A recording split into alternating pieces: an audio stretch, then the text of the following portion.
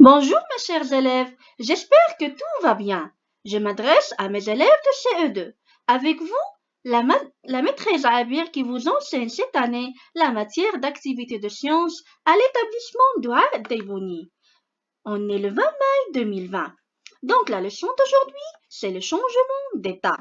Donc, dans cette leçon, on va savoir le changement d'état et on va savoir aussi, mes chers élèves, les différents états de l'eau. D'accord?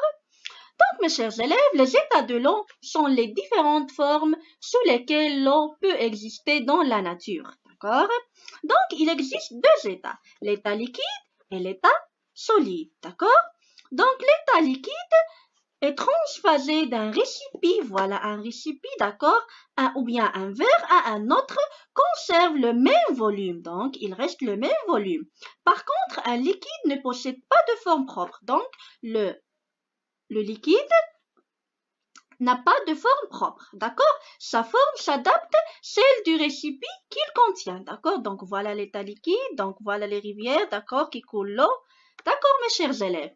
Donc passons pour expliquer l'état solide. L'état solide, c'est-à-dire une forme, voilà, ne change pas cette forme, voilà la forme. Donc c'est un état solide, comme le glaçon ici, d'accord? C'est-à-dire une forme et un volume qui ne varient pas, qui restent les mêmes, quel que soit le récipient qui contient le solide, d'accord? Par contre, l'état liquide, sa forme s'adaptait à celle du récipient qu'il contient, d'accord, mes chers élèves? Donc ici, quel est l'état de l'eau qui se retrouve dans une bouteille d'eau? L'état liquide ou bien l'état solide? Donc réfléchissez, l'état liquide, bravo! À quel état de l'eau appartient la glace? L'état liquide ou bien l'état solide? Donc réfléchissez mes chers élèves. L'état solide, bravo mes chers élèves. Donc ici, j'observe et je découvre du solide à liquide et du liquide au solide. Ici, on a du solide au liquide. Que se passe-t-il lorsque des glaçons, voilà les glaçons, reçoivent la chaleur du soleil? Donc, il ne devrait donc pas avoir que les glaçons, d'accord, voilà que les glaçons qu'on approche d'une source de chaleur vont fondre et se transformer en quel état? En l'état liquide, d'accord? Parce que le glaçon est en état solide, d'accord mes chers élèves? Que devient l'eau liquide placée dans un congélateur? Perd-elle de la chaleur ou en gagne-t-elle? Donc, on va répondre.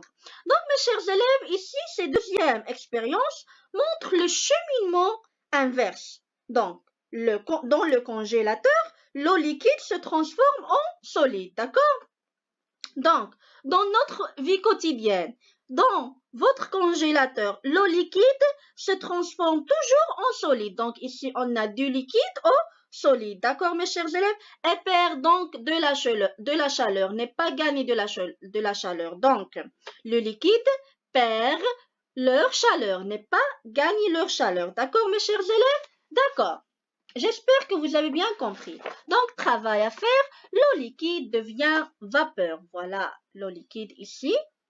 Et voilà, ici, l'eau liquide devient quoi? Devient vapeur. Fais chauffer de l'eau dans une bouilloire, d'accord? Observe la vapeur qui sort. Voilà la vapeur qui sort. Place une assiette froide. Voilà une assiette froide au-dessus de la vapeur. Observe les gouttes qui se forment sur l'assiette. Voilà les gouttes qui se forment sur l'assiette. Et vous devrez compléter ces pointillés soit avec liquide ou bien vapeur. Quand on la chauffe, l'eau liquide passe à l'état de quoi? De liquide ou bien vapeur? Répondez. Quand elle se refroidit, la vapeur d'eau passe à l'état liquide ou bien vapeur? Donc, répondez à cette question. D'accord, mes chers élèves? Ici, complète chaque phrase avec l'un des mots suivants. On a se solidifie, fond, liquide, gazeux. Je chauffe du beurre, il se solidifie, ou bien fond, ou bien liquide, ou bien gazeux. Réfléchissez bien. Dans un congélateur, l'eau se solidifie, ou bien fond, ou bien liquide, ou bien gazeux. L'eau liquide chauffée passe à quel état? Gazeux ou bien liquide?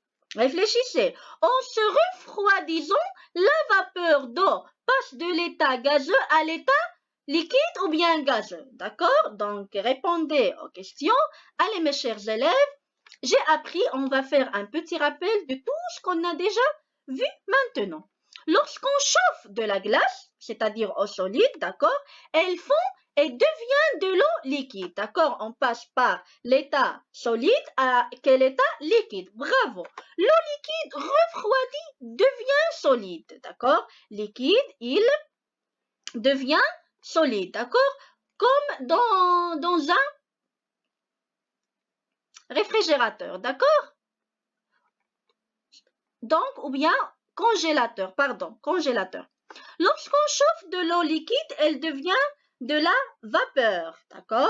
Donc ici, on passe par l'état liquide à l'état gazeux. On n'a pas encore vu cet état, d'accord?